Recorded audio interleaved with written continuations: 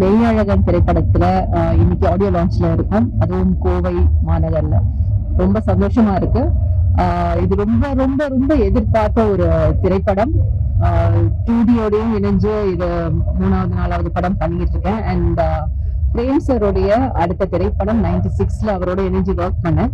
So இது அடுத்த வாய்ப்பு அவரோட இணைஞ்சு ஒர்க் பண்றது. 96 நீங்க பார்த்திருப்பீங்க. ஸோ உங்களுக்கு தெரியும் அவருடைய ஸ்டைல், அவருடைய ஸ்டோரி டெல்லிங் எப்படி இருக்கும் அப்படிங்கிறது. ரொம்ப மனதை நெகிழ வைக்கும், மனதை தொடும், உருக வைக்கும், ஒரு மாதிரி அது என்னன்னு புரியாத ஒரு எமோஷன் கொடுக்கக்கூடிய ஒரு ரைட்டர் அண்ட் டைரக்டர் அவரு.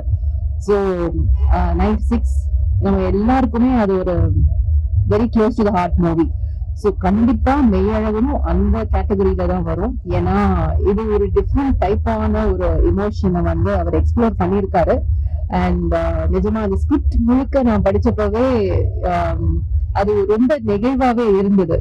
ஸோ அந்த நெகிழ்வு கார்த்தி, அரவிந்த் சார், ஸோ இந்த மாதிரி ஆக்டர்ஸ் வச்சு அது திரையில பெரிய திரையில பார்க்கும்போது கோவிந்த் வசந்தாவுடைய சோல்ஃபுல் மியூசிக்ல அது பெரிய பெரிய பெரிய ட்ரீட்டா இருக்க போது. நெக்ஸ்ட் மந்த் ரிலீஸ்க்காக ஈகர்லி வெயிட்டிங். அண்ட் இன்னைக்கு இந்த ஃபங்க்ஷனுடைய ஹீரோ கோவிந்த் வசந்தாக்கு என்னுடைய வாழ்த்துக்கள்.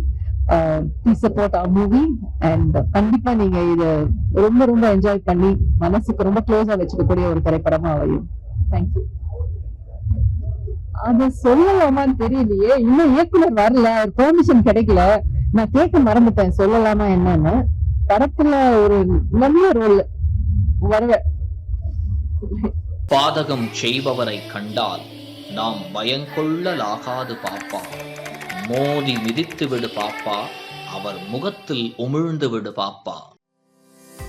அண்மை செய்திகளை உடனுக்குடன் தெரிந்து கொள்ள இணைந்திருங்கள் இயம்நாடு தொலைக்காட்சியுடன்.